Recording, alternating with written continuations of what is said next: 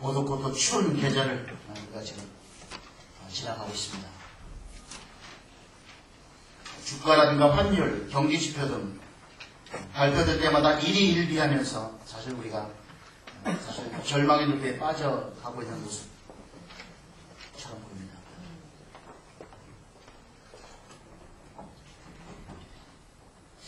오늘 본문 말씀은 저한테 오래전에 한 몇 주 전부터 부담을 주었던 말씀입니다. 이 말씀이. 왜 성령님께서 이 부담을 주셨는가?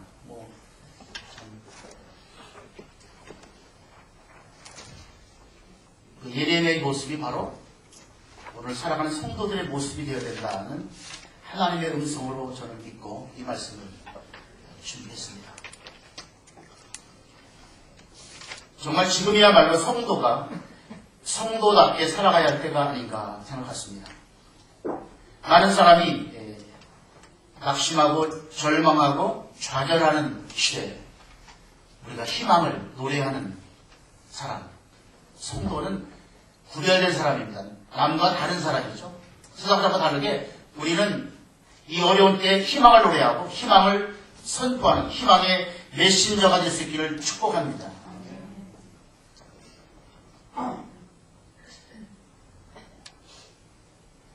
사실 오랜 역사 가운데 종교적인 어떤 편견이 있어서 그렇지만 천동설에 의해서 사실 많은 사람이 가다 멀리 가지 않았습니다.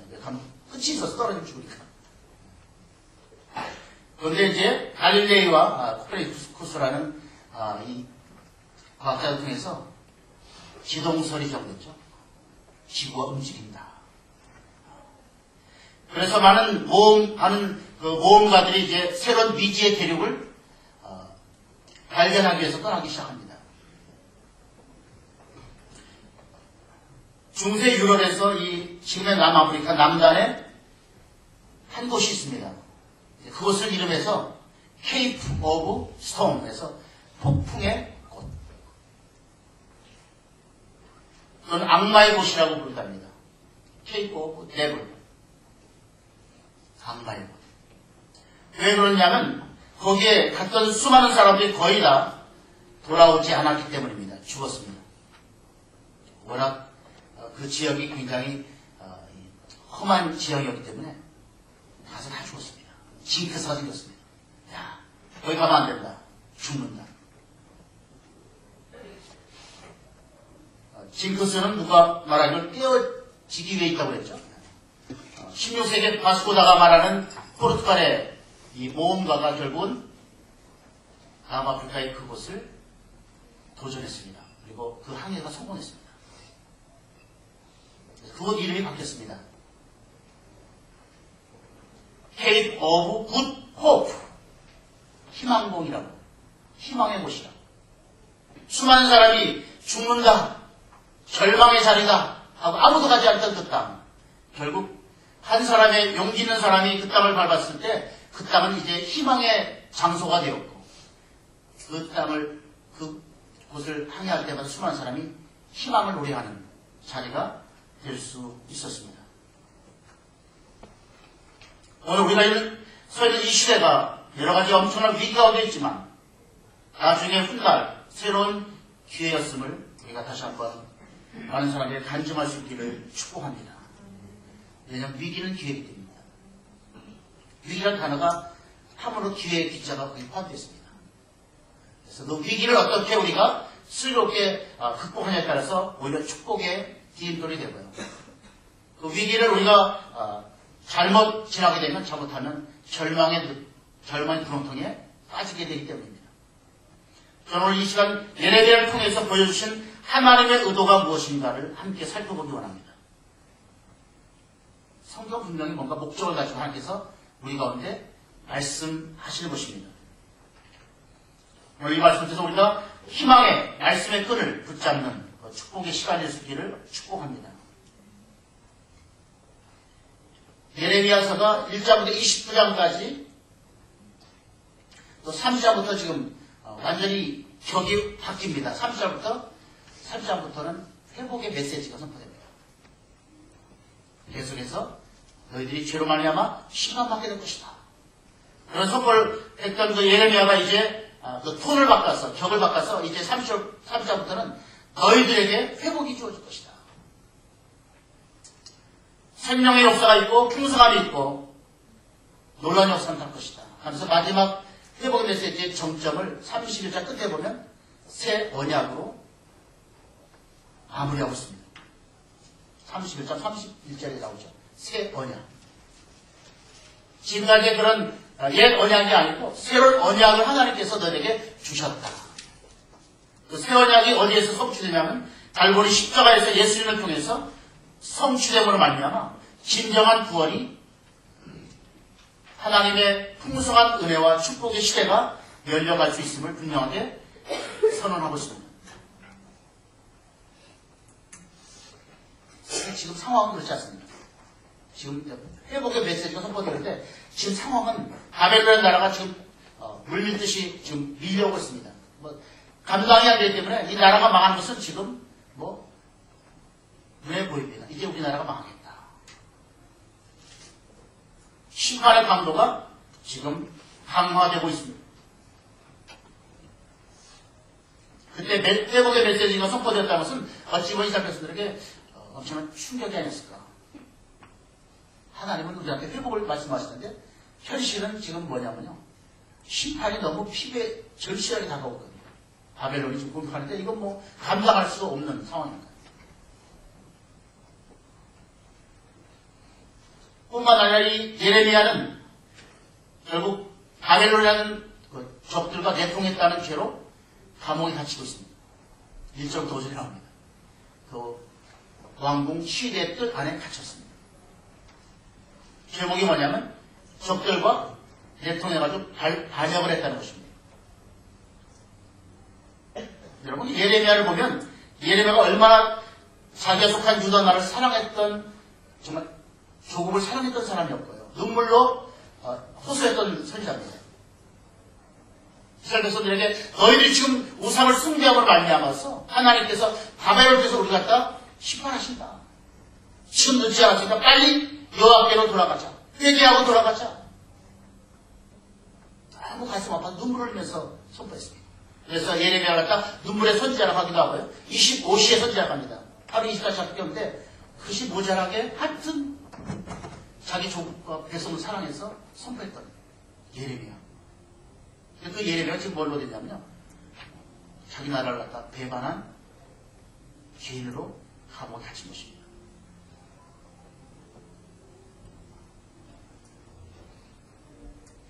이 상황이 너무 정말 이해할 수 없는 상황으로 전개되고 있다는 것이죠. 하나님은 회복을 선언하고 있는데 지금 심판은 더 강하게 몰려오고 있고 하나님의 선지자인 예레미야는 지금 원수들과 내통했다는 반역죄로 감옥에 갇혀있는 그런 상황입니다. 이해가 되시겠습니까? 정말 이해할 수 없는 상황 아니겠습니까? 그런 모습이 우리 삶 가운데도 있음을 여러분 기억할 수 있길 바랍니다. 따끈따끈한 약속은 나한테 있는데 돌아보면 현실은 너무나 차디찬 모습입니다. 약속과 현실의 온도차가 너무 큽니다. 어떻게 해석하고 어떻게 우리가 이것을 받아들여야 될 것인가 하는 사람이 방황하고 갈등합니다. 성경은 이 상황에서 지금 믿음을 동원하고 있습니다. 믿음으로 말미암아 이 상황을 받아들일 수 있다.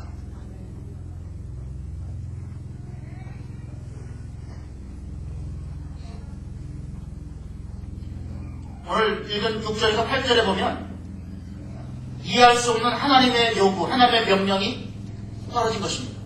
즉 그 상황에서 지금 상황 자체 이해할 수 없는데 지금 또 이해할 수 없는 지금 하나님의 명령이 됐습니다. 너 조금 있으면 사촌 하나님이 올 것인데 숙부 샬롬의 아들 하나님이 올 것인데 하나님 내게 땅을 밭을 사달라고 좀 얘기할 것이다. 너 그거 사. 지금 상황이 어떤 상황이냐면요. 지금 나라가 망하는 상황입니다. 우리나라로 말하면 지금 6.25 때 9월 10일 이제 주일날 밀고 들어왔잖아요. 지금 이제 서울 함락이 얼마 남지 않았는데 서울에는 땅 사라고 하는 건 똑같습니다. 땅 좀 사줘. 전쟁의 위기 때문에 여러분 부동산이 필요 없고 현찰이 필요한 때 아닙니다. 부동산 팔아서 현찰로 하는데 지금 부동산을 누가 사겠습니까? 어떤 바보가, 어떤 어리석은 사람이 그 땅 왜 사겠습니까? 나라가지 망할 판인데. 바벨론이 밀려오게 되면 이제 나라가 쑥밭이 될 텐데 그 땅이 나한테 무슨 유익이 되겠습니까? 하나님이 그걸 요구하고 있습니다. 이상하지 않습니까?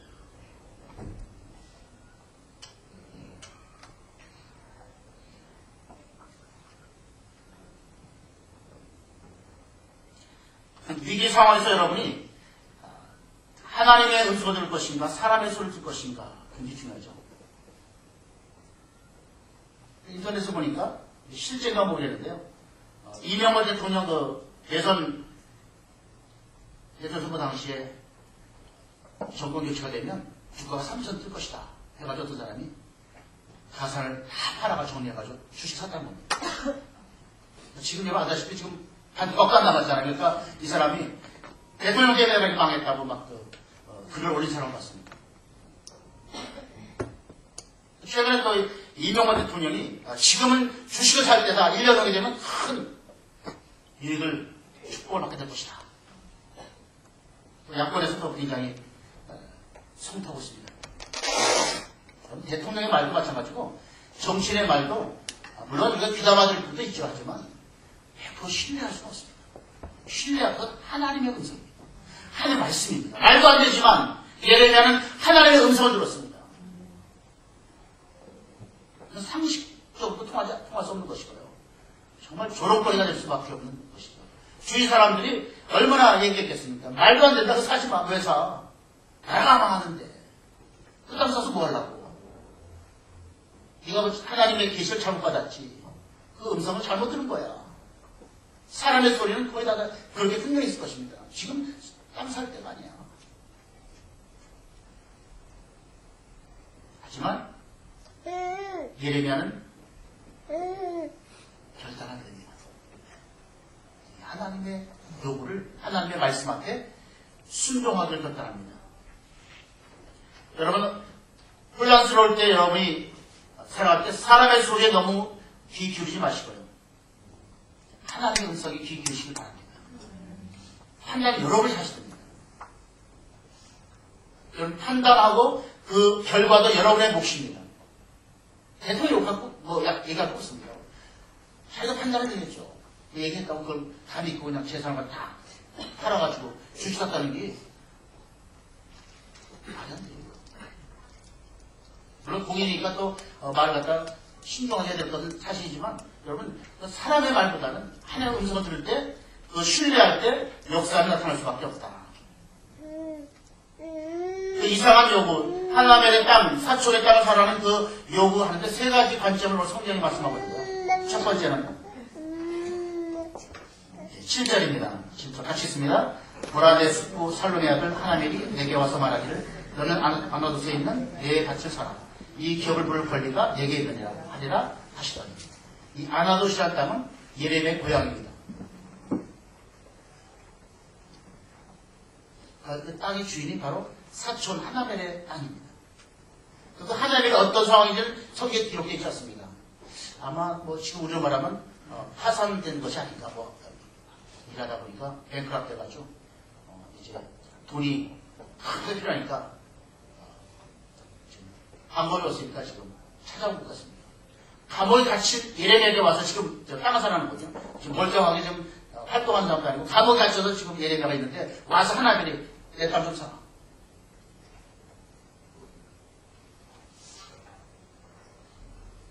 근데 뭐 부탁 아니고 선심 쓰듯이 얘기하고 있고 그걸 잘 보십시오. 가지고 선심 쓰듯이 이거 살인이 나도 축구일걸. 왜냐하면 그 땅은 아무나 매매가 불가능합니다. 왜냐하면 이스라엘 땅의 매매는 여러분 그 한 땅 전체가 하나님의 것이라는 전제. 하나님께서 그 땅을 주셨잖아요. 약속의 땅. 그래서 12지파한테 땅을 나눠줬잖아요. 그렇기 때문에 이 12지파가 아무리 어려워도 이 땅을 다른 사람한테 팔게 되면 하나님 뜻하고 저희가 다른 사람 명의로 되면 안 되기 때문에 꼭 기업 부를 권리가 가족에게만 있습니다. 친족 가운데 가장 가까운 친족이 제일 우선권을 갖고 있습니다. 루티에 보면 나오지 않습니까? 결국 이 베들레헴 땅에 기근이 왔기 때문에 결국 이 나오미 그 온 가족은 결국 모압으로 이사가게 되고요. 모압에 가서 큰 비극을 가족적인 재앙을 경험하게 됩니다. 남편이 죽게 되고 두 아들이 죽습니다. 그리고 다시 베들레헴 땅으로 이 나오미가 돌아올 때 며느리였던 이 루시라는 여자는 하나님을 믿었기 때문에 시어머니와 함께 이제 베들레헴 땅으로 오게 됩니다. 빚이 많아가지고 그런 상황이니까 빚이 많아가지고 그 땅을 유지할 수 없었습니다. 그때 그 땅에 기업 물려주신 분이 누구지 아십니까? 성경에 보면 보아스라는 사람이에요. 물론 더 가까운 사람이 있었는데 이 사람은 자기는 뭐 땅 사고 싶은 생각이 없다 해가지고 포기하니까 결국 보아스가 그 땅을 샀습니다. 뿐만 아니라 룻은 보아스의 아내가 되었고 그리고 그 아들이 결국 다윗의 증조 할아버지가 되는 엄청난 축복을 경험했죠. 그러니까 기업물을 권리하면서 결국 하나님께서 요구하시는 것입니다. 그러니까 저 하나님이 자신 있게 말하는 것입니다. 이 땅을 살 수 있는 권리가 너밖에 없다. 네가 사야 된다.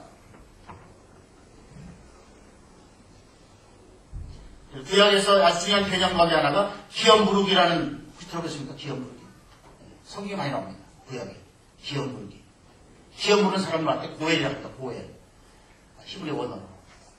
그래서 이 기업무르기의 가장 클라이막스는 십자가입니다. 예수님께서 우리를 대신해서 죗값을 치르시로 말미암아서 우리 가운데 하나님의 생명이 주어지고 하나님의 나라 천국이 주어지고 하나님의 축복이 우리 가운데 주어집니다. 이랬던 것을 우리한테 회복시켜주는 역사가 십자가를 통해서 예수님 통해서 이루어진 것을 분명하게 말씀해 주고 있습니다. 말도 안 되는 하나님의 명령이 사실은 하나님의 뜻이라는 것입니다. 하나님의 간절한 소원이었습니다. 두 번째는 8절에 보면요.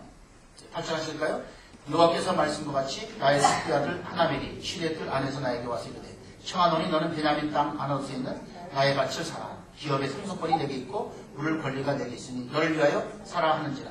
내가 이것이 여호와의 말씀인 줄을 알았으므로. 두 번째는 이 땅을 사는 것은 바로 하나멜을 위해서 사는 것도 아니고 숙부인 살룸을 위해서 사는 것도 아니고 어떤 사람이 아니고 너 자신 예레미야를 위해서 이 땅을 사라. 너를 위해서 이 땅을 사라. 이렇게 말씀하고 있습니다.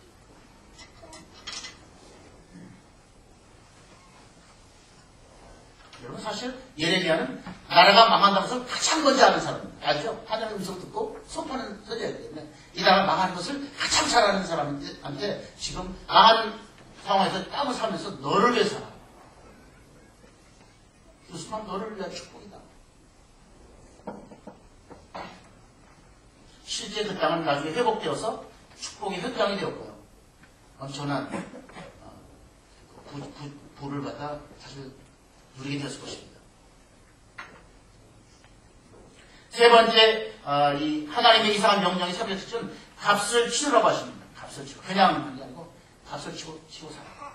은 17세계를 주고 그 땅을 사게 됩니다. 그 당시로 볼 때 그 은 17세계는 큰 것도 아니고 작은 것도 아니고 적정한 가격으로 지금 알려져 있습니다. 여러분 제사드리도 재물 없으면 안 되지. 하나님이 일할 때는 반드시 하나님께서 요구하시기 희생을 요구하십니다. 우리의 희생을 요구하십니다. 강남교회에서 한동안 이것을 잃어버려서 강남의 수준이 높으니까 교회에서 봉사하는 것을 안 하고 돈을 주고 일하시는 분을 갖다 이제 모셔와서 주일날 하는 교회들이 있었으면 좀 최근에 그것이 많이 이제 사라지고 있습니다. 그건 하나님 기뻐하지 않습니다. 우리가 땀 흘리면서 주님 위해서 봉사하고 희생할 때 주님 기뻐하시지 돈 만나고 돈 주고 따져가서 일하는 사람이 와서 일하는 것 별로 기뻐하지 않습니다. 여러분 예수 믿는 것은 희생을 각오하고 나가는 것입니다. 예수 믿는다고 무조건 축복만 주는 것이 아니고 예수 믿는 것은 그만큼 거기에 필요한 내가 희생을 각오하고 사는 것이죠. 독일의 보네퍼라는 유명한 신학자가 있습니다. 히틀러가 있을 때 그 당시 던 사람입니다.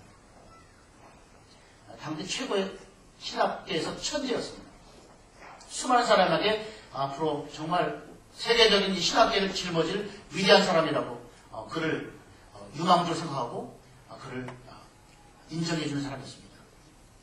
근데 그는 자기 조국 독일에서 히틀러가 하는 것을 보고 이건 하나님의 뜻이 아니다. 히틀러 반대 운동을 거기서 하게 됩니다. 주위 사람이 다 말렸습니다. 그런 운동은 다른 사람 한 사람도 많이 있으니까 너는 너무 아까운 사람이니까 계속 공부해가지고 앞으로 우리 세계적인 신학계를 세계적으로 이 기독교계를 위해서 네가 헌신해야 된다. 근데 보네포가 뭐라 하셨습니까? 나는 그리스도 예수를 믿는 믿음의 사람이고 그리스도의 종인데 잘못된 불의를 보고 나가 적당히 나는 그냥 내 안위를 위해서 피해서 숨어 있을 수 없습니다. 보네포는 결국 그 운동에서 결국 잡혀가게 되고요. 결국 순교의 제물로 형단에서 이스로 사라지게 됐습니다. 아는 사람 볼 때 아깝게 생각했습니다. 야, 저 사람이 좀 살았으면 저만 구원을 했을 텐데. 근데 그 사람은 내가 예수 믿고 구원받은 것이 독생자인 예수님이 나를 위해 죽게 죽으셨는데 이 땅에 사는 동안 잘못된 불을 보면서 내가 거기에 적당히 타협하고 살 수는 없습니다. 값을 치르도 하나님의 뜻을 향해서 나는 나가 있습니다. 예레미야를 향해서 은 17세계를 주고 그 땅을 사도록 하나님은 요구하셨고 실제 그렇게 매입했던 모습을 보여줬습니다. 호세아서에 보면 호세아서 혹시 읽어보셨습니까? 처음 보시면 있죠. 호세아서에 보면 이상한 하나님의 명령이 나옵니다. 호세아는 하나님 선지자한테 너 가서 음란한 아내를 취해서 아내를 삼아라. 쉽게 말하면 참녀를 네 아내로 삼아라. 하나님 선지자인데 거룩한 선지자인데 호세아가 하나님의 말씀대로 실제 가서 음란한 아내를 데려다가 아내 삼았습니다. 결혼했습니다. 그리고 일남이녀를 두게 됩니다. 이스라엘, 로암이, 로루아마, 마스타일 투볼, 일남이녀. 그리고 이 여자가 이 장에 보면 또 나가서 다른 남자하고 놀아나고 간음을 하게 됩니다. 그럼 율법은 당연하게 손댔습니다. 부부 관계를 떠나서 간음하게 되면 돌로 쳐 죽이도록 되어 있습니다. 근데 호세아서 3장에 보면 그렇게 말씀하지 않습니다. 이상한 말씀을 하냐 하십니다. 아니, 호세아한테 너 가서 타인의 음부가 된 네 아내를 돈을 주고 다시 사서 데리고 와가지고 또 사랑해라. 율법은 그렇게 맞지 않습니다. 그것은 뭐냐면요. 하나님과 이스라엘 백성들의 관계를 갖다 지금 분명히 보여준 사건이에요. 하도 못 알아먹으니까 이스라엘 백성이 못 알아보니까 호세아의 그 부부 관계를 통해서 하나님과 이스라엘 백성의 관계를 갖다 조명해 준 겁니다. 고멜이 나와서 다른 남자랑 간음을 한 것은 결국 이스라엘 백성이 바알과 아세라를 섬기는 우상을 숭배한 것과 똑같거든요. 그 이스라엘 백성들 하나님은 나중에 어떻게 하셨습니까? 그 인간들을 위해서 하나님은 값을 치르는데 예수 독생자를 주시는 값을 치르고 그 죄 가운데 빠진 이 우리들을 하나님께서 건져내셨습니다. 희생하셨습니다. 하나님 독생자를 주신 사람을 희생하셨습니다. 여러분가 구원받았지 그냥 저절로 그냥 하나님께서 구원받아라 해서 구원받는 게 아닙니다. 하나님은 그렇게 못하십니다. 왜? 하나님은 의로우신 분이기 때문에 죄를 없다 할 수 없는 분이거든요. 죄를 해결하셔야 되기 때문에 그 죄를 해결할 수 있는 유일한 방법이 결국 독생자, 죄 없는 예수를 이 땅에 보내셔서 하나님이신 예수를 보내셔서 그분이 우리 죄를 십자가에서 못 박혀 죽으심을 말미암아서 그의 피로 말미암아 우리 죄가 해결되기 때문에 하나님은 엄청난 희생을 치르면서 우리를 구원하신 것입니다. 하나님의 역사는 희생이 없이는 하나님의 역사가 나타나지 않습니다. 하나님은 예레미야를 향해서 세 가지. 첫 번째, 너는 이 땅을 사야 된다. 이것이 바로 기업 물을 권리가 되어야겠다. 그리고 이것이 바로 너를 위한 것이다. 그리고 마땅한 값을 치러야 된다.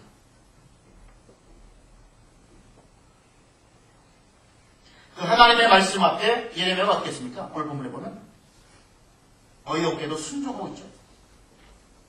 우스꽝스럽게도 그는 하나님의 하나님의 말씀대로 그대로 행하고 있는 모습을 보여주고 있습니다.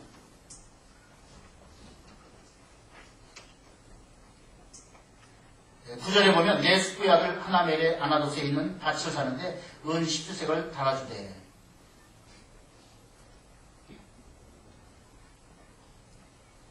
제가 정말 이해할 수 없는 행동을 예레미야가 보여주고 있다. 그것이 바로 예레미야와 오늘 살아가는 우리와의 차이점이 아닌가 생각했습니다. 물론 여러분 가운데 예레미야처럼 사는 분도 있겠지만 많은 사람이 그렇게 살지 않습니다. 사람의 속에 귀를 기울이고 하나님의 음성에 귀를 기울이지 않습니다. 그리고 우리의 상식에 맞게 우리는 살아갑니다. 내 경험과 내 생각과 내 의지대로 살아갑니다. 오늘 예레미야는 자기 것을 완전 묵살해버리고 하나님께서 주신 음성 그대로 순종하면서 어리석게도 하나님의 땅을 사는 장면을 보여줬습니다. 예레미야는 어떤 사람이었죠? 조기 망하는 것을 가장 잘 아는 사람이거든요. 이 땅을 혼나간다고 알면서도 하나님 말씀이기 때문에 어리석지만 그 땅을 산 것을 보여주고 있습니다. 그냥 한 것이 아니고 주민들 앞에서 증서를 준비하게 됩니다. 증서를 작성하게 되죠. 두 가지 증서를 작성합니다. 첫 번째는 뭐였죠? 인봉한 장소가 있고 증서가 있고 하나는 인봉하지 않은 증서가 있습니다. 인봉한 장소는 그것은 보존용이고 인봉하지 않은 증서는 열람용입니다. 아주 과학적인 정확하게 똑같은 증서가 하나는 인봉하고 하나는 인봉하지 않고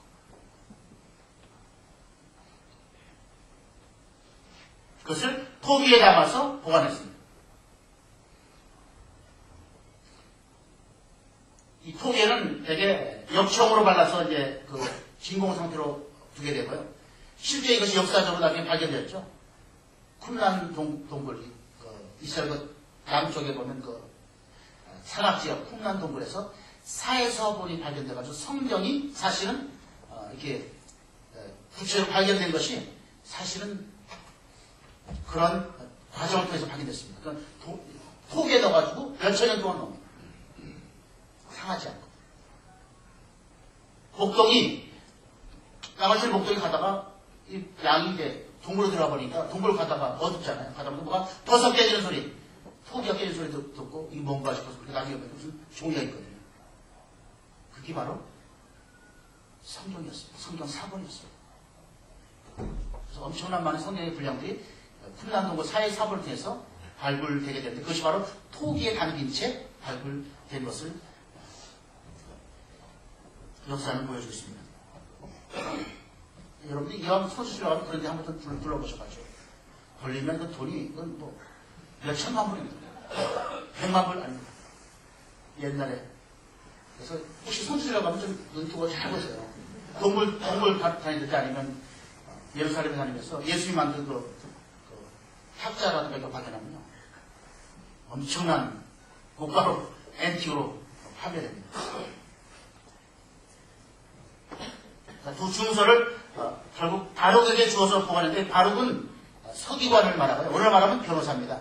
이게 옛날도 정확합니다. 아무나 주는 게 아니고 바룩이라는 서기관한테 주어서 그것을 보관하게 했습니다.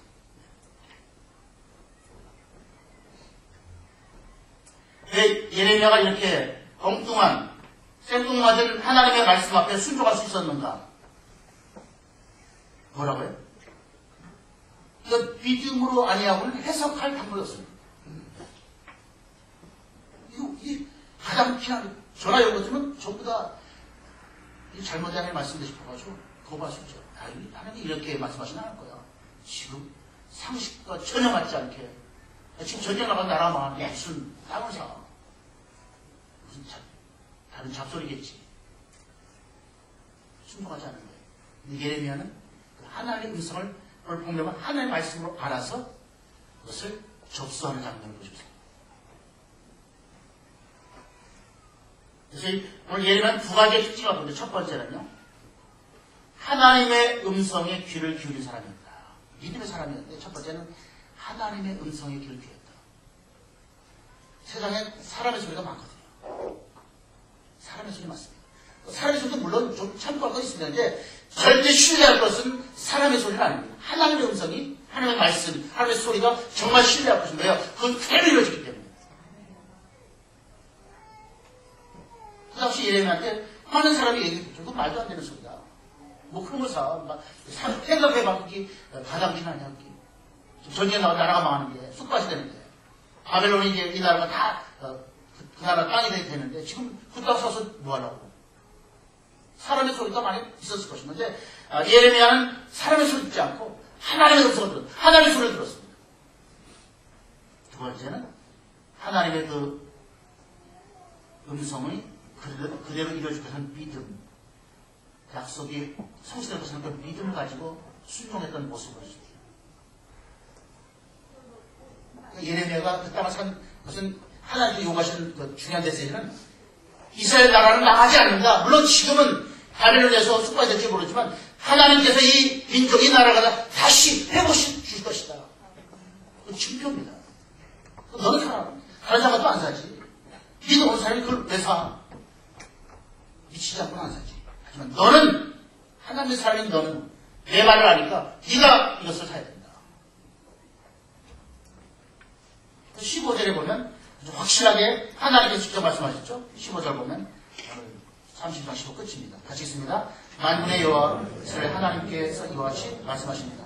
사람이 이 땅에서 집과 밭과 포도원을 다시 사게 되리라 하셨다는 거기 완전히 회복된 집과 밭과 포도를 매매할 수 있는 그런 회복의 시대를 하나님께서 열어가시겠다.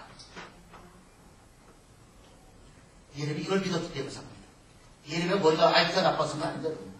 예레미야가 멍청하기 때문에 이 땅 산 게 아닙니다. 하나님의 말씀을 들었고 하나님의 말씀 반드시 이루어진다는 믿음, 확신이 있었기 때문에 이 땅을 산 것입니다. 하나님의 말씀이니까 순종했습니다.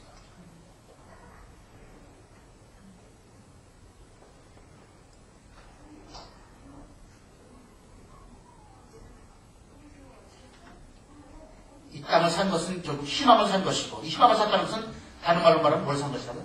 조국을 산 것입니다. 이 조국은 이스라엘을 결국 망하지 않는다. 다시 하나님께서 회복시켜 주십니다.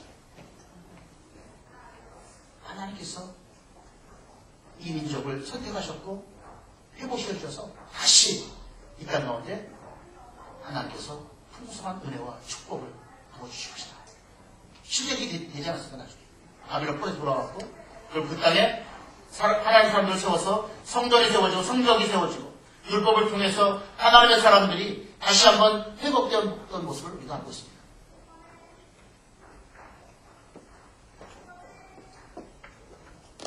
예레미야가 땅을 산 것처럼 희망을 산 것처럼 이 시대에 하나님 요구하시는 것은 우리가 희망을 사는 사람이 된다.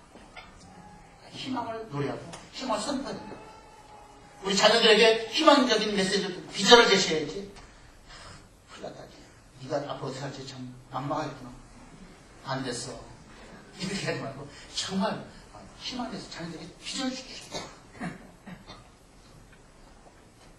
우리 자신이 희망을 가지고 살아가야 됩니다. 그 희망이 어디 있죠? 하나님께 있습니다. 세상에 있지 않습니다. 환경에 있지 않습니다. 조건에 있지 않습니다. 살아계신 나의 왕, 나의 하나님, 그분 바라보면 하나님은 나한테 새 힘을 주겠다고 하셨고요. 우리의 희망은 주님께 있음을 여러분 인정하시길 축복합니다. 그래서 여러분 가정에 회복을 선포하십시오. 우리 가정은 지금 어렵고 힘든 문제가 있을지라도 하나님께서 이 가정 가운데 반드시 응답하시고 역사하시고 축복하셔서 놀라운 일이 행하시다. 우리 자녀 가운데 희망을 선포하십시오. 우리 자녀가 지금은 좀 모자란 부분이 있고 좀 문제가 있지만 그 자녀 여러분 하나님 얼마나 눈에 넣어도 안 아픈 아들입니다. 여러분의 아들 아니에요. 사실 여러분의 아들로 지금 이 땅에 보내셨지만 사실 누구의 아들이죠? 하나님의 자녀이기 때문에 하나님 책임져 주십니다. 비전을 가셔야 됩니다.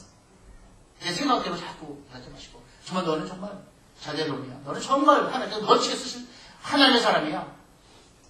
아이들에게 자꾸 희망을 주고 비전을 줘야지 그 아이들이 자라갈 때 정말 건강하게 멋지게 자라갈 수 있습니다. 그래서 교회를 생각할 때도 희망을 자꾸 선포하십시다.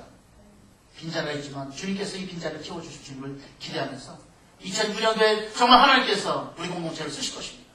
이 고정동에 아름다운 영향력을 줄 수 있는 예수의 흔적을 드러낼 수 있는 교회가 되게 역사에 주옵소서. 정말 계속 희망을 선포하십니다. 이 민족 가운데 여러분 희망을 선포하십니다. 우리 한국은 여러분 망하지 않습니다. 한국에 기도하는 크리스찬들이 아직도 많이 있습니다.